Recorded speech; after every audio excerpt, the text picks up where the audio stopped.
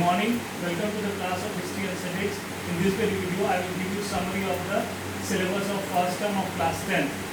So, in this very video, I will give you the summary of the syllabus of first term. There are total 7 chapters, 1 from civics and 6 chapters from history. The chapters are the Union Parliament, Lok Sabha and the Rajya Sabha, and the 6 chapters that are from history are as following: the Revolt of 1857, the first war of Indian independence. The second chapter is the growth of nationalism and the foundation of Indian National Congress.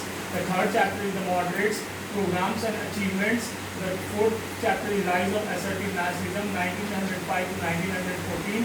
The fifth chapter is partition of Bengal and the Swadeshi movement 1905 to 1908. Chapter 6, the Muslim League formation and its objective.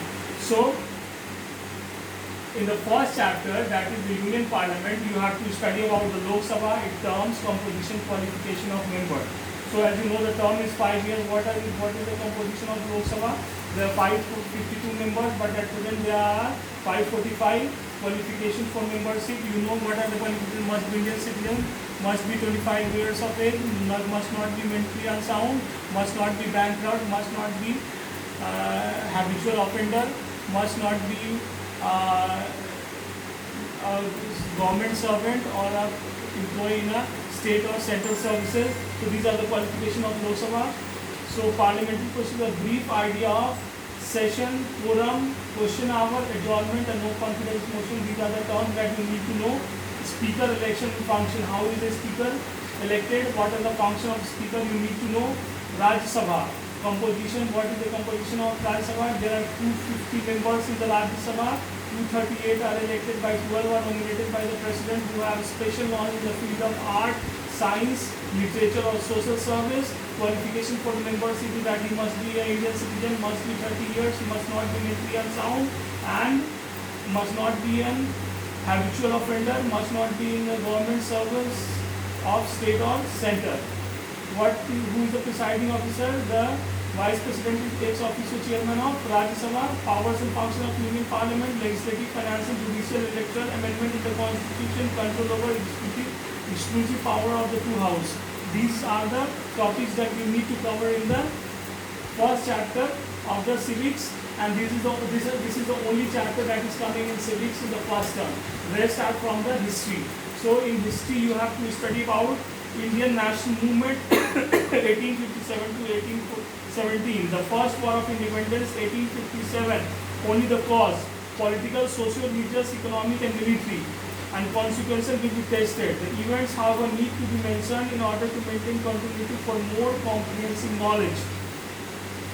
So, आपको इसमें ये ध्यान रखना है कि उसका social economic cause क्या है, पॉलिटिकल कॉज क्या है, रिलीजियस कॉज क्या है, मिलिट्री कॉज क्या है, that is the immediate cause, जिसमें ग्रीस कार्टिलेजेस के बारे में है कि इसमें सुअर, ये पिग और काऊ का ग्रीस से उसको इस्तेमाल होता था, जिसको टीथ से कट करना पड़ता था ये कार्टिलेज को गन में डालने से पहले.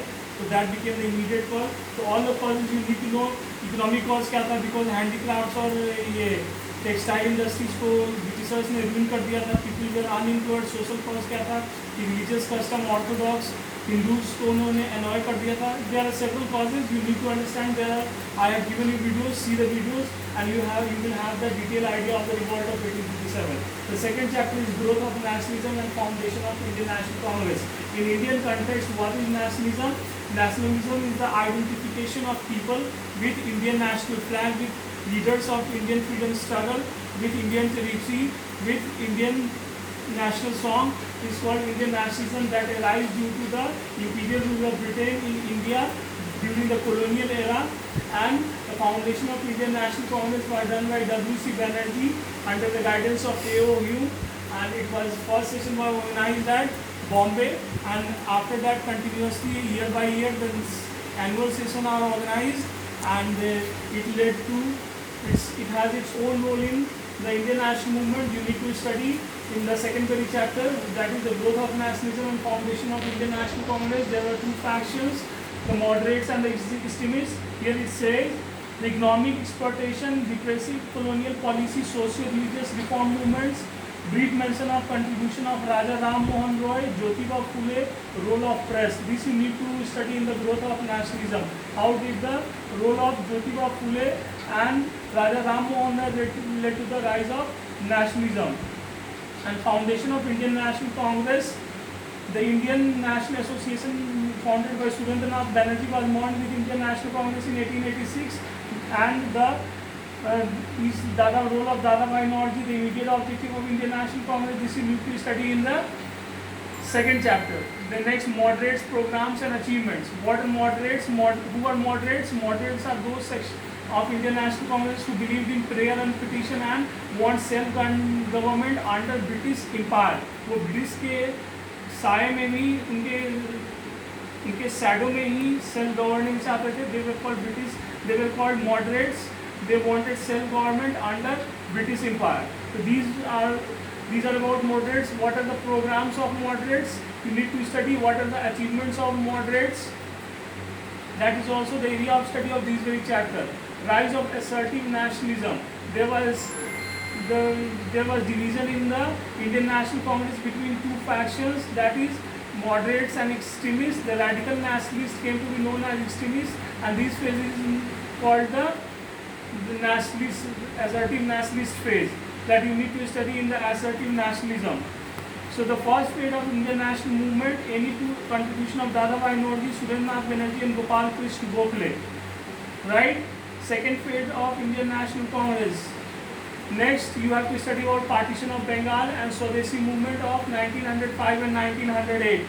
The objective method of struggle of radical, any two contribution of Bal Lal Pal, that is Bal Gangadhar Tilak, Bipin Chandra Pal and Lala Lajpat Rai. Their contribution have been discussed in detail in the video. You can see the video. The Muslim League formation and its objective. Why was Muslim League formed? Because Britishers adopted the policy of divide and rule to appease the Muslim community, to hamper the strength of Indian freedom movement and to rule the India for more period of time. It was necessary to create a sense of disunity among the two cultural communities, that is Hindus and Muslims. For that purpose, they divided Hindu and Muslim communities on religious background, and this led to the formation of Muslim League. There were several causes of the formation of Muslim League.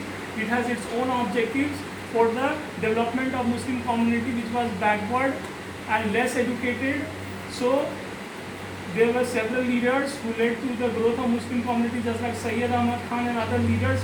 Basically Sayyid Ahmad Khan's role is more important. You need to focus on the role of Sayyid Ahmad Khan, and Aligarh movement is also important. So you need to study all this. In your syllabus, it has been given brief mention of Surat split is also of 1907. Objective of the method of the radicals, Bipin Chandra Pal, Lala Lajpat Rai. Muslim League factors leading to the formation of Muslim League and its objective. Brief mention on the significance of Lucknow Pact of 1916. The Lucknow Pact is also important in the chapter of Muslim League. This is all about the syllabus of first term. The syllabus is not very vast. In your book, the syllabus has been enlarged for your broader understanding. You need to read the whole syllabus apart from the given syllabus that is given in the front portion of your book. That you need to study. Main focus should be on the syllabus, but you need to study the detailed chapter because it will give you the broader view of the detailed picture of the subject.